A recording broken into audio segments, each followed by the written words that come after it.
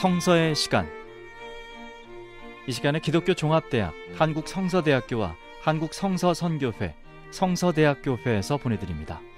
성서대학교회 반세우 목사님의 설교 말씀으로 함께 하십니다. 오늘 함께 나눌 하나님의 말씀은 로마서 8장 19절에서 27절 말씀입니다. 학수고대한다고 말하죠. 학처럼 목을 길게 빼고 무언가를 간절히 기다리는 모습을 표현한 말입니다. 생일 같은 특별한 기념일을 기다리는 어린아이를 상상해 보세요. 저녁날을 손꼽아 기다리는 군인 말이죠. 오랫동안 멀리 떨어져 지냈던 가족들과의 재회를 기다리는 사람들. 저마다 마음의 소원을 간절히 바라며 기다리고 있습니다. 성도에 있어서 가장 큰 기다림은 언제일까? 주님을 배움는 날입니다.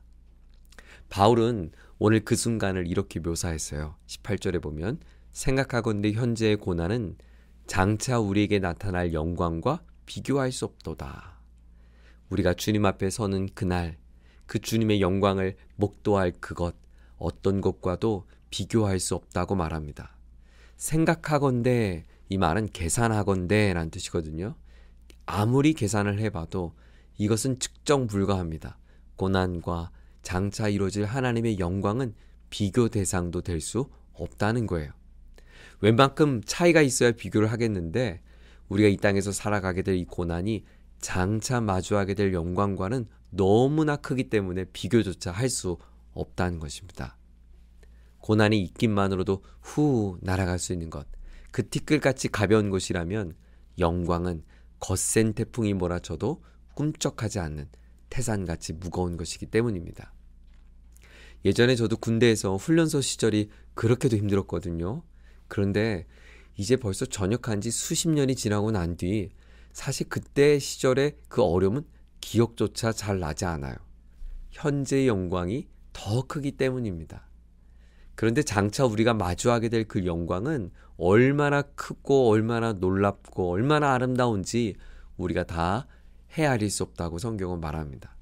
그래서 그날을 고대한다, 바울은 말하죠. 본문은 그날의 영광을 고대하는 세 종류의 탄식을 우리에게 말씀하고 있어요.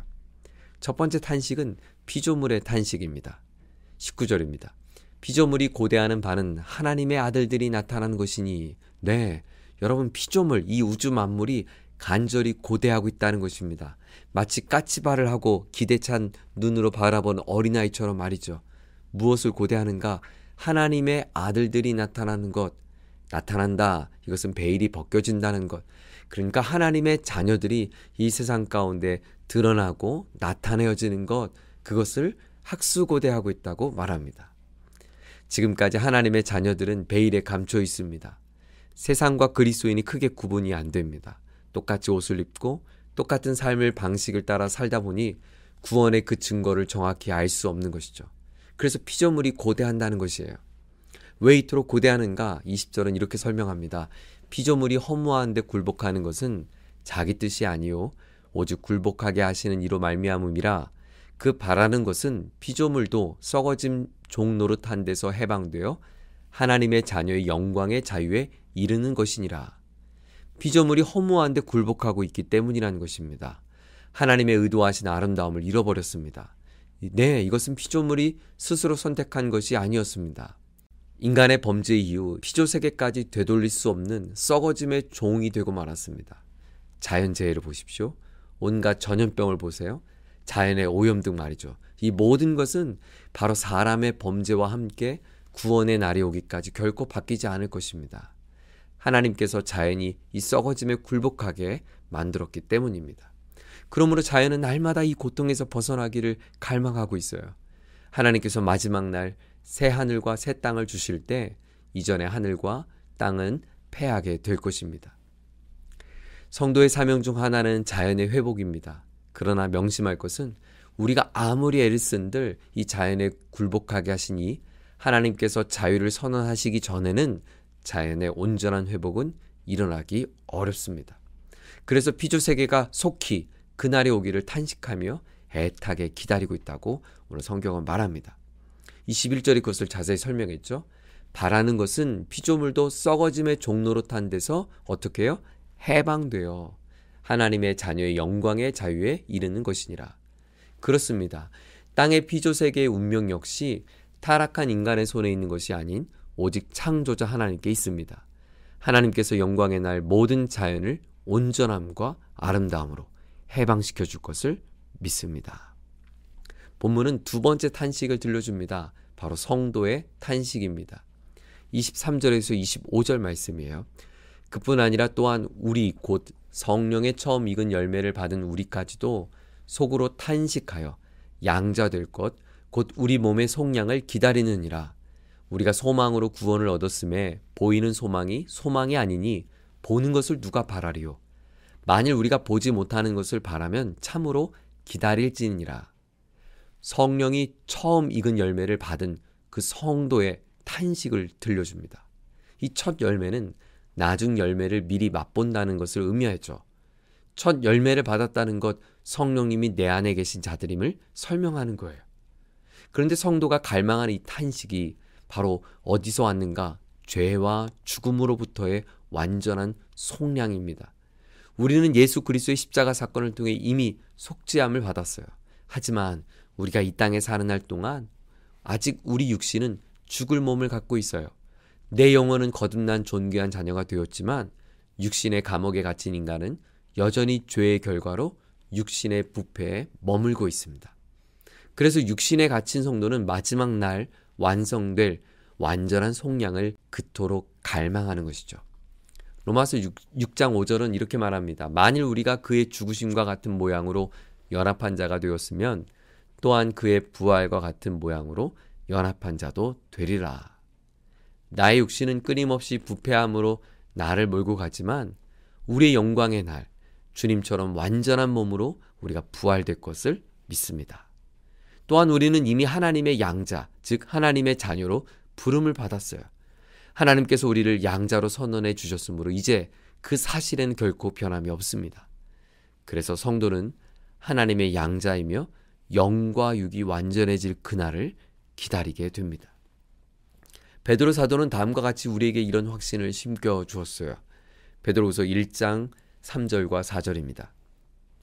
그의 신기한 능력으로 생명과 경건에 속한 모든 것을 우리에게 주셨으니 이는 자기의 영광과 덕으로서 우리를 부르신 이를 알므로 말미암음이라.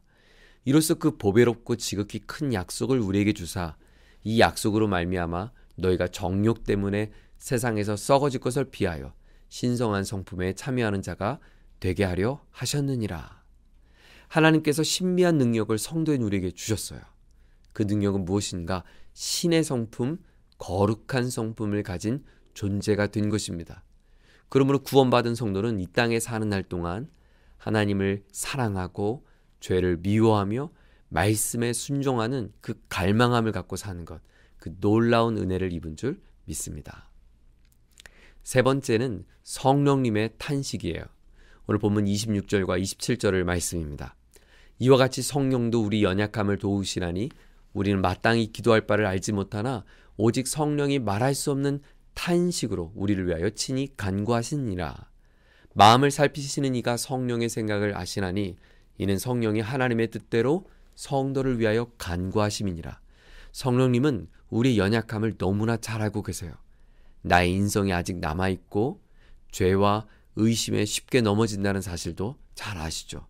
그래서 성령님은 우리를 도우십니다. 빌립보서 1장 19절도 우리에게 다음과 같이 말씀합니다. 이것이 너희의 간구와 예수 그리스도의 성령의 도우심으로 나를 구원에 이르게 할 줄 아는 고로. 성령님이 우리를 도우십니다. 하나님의 존귀한 자녀됨을 잃어버리지 않도록 내게 필요한 바를 도와주시고 공급하십니다. 성령님의 간구요 기도입니다.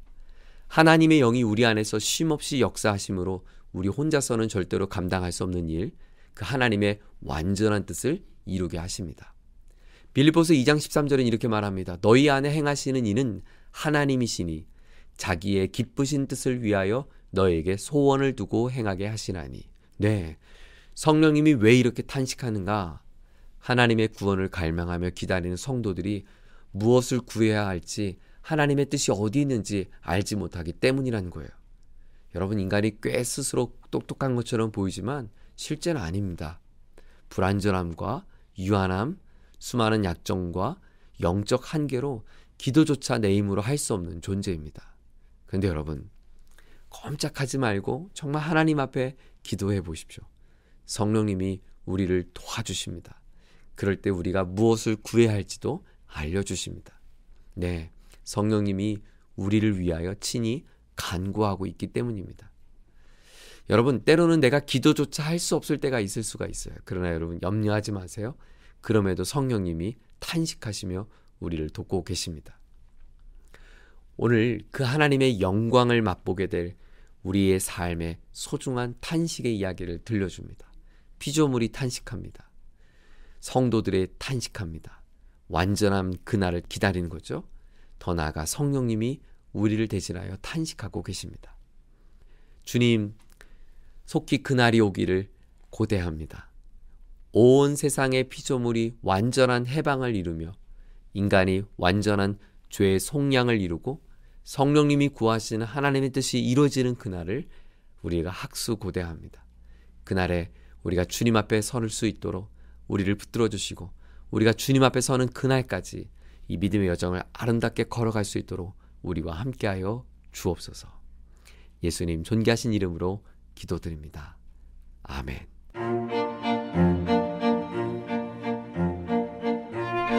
성서의 시간, 지금까지 성서대학교회 반세우 목사님의 설교 말씀으로 함께 하셨습니다.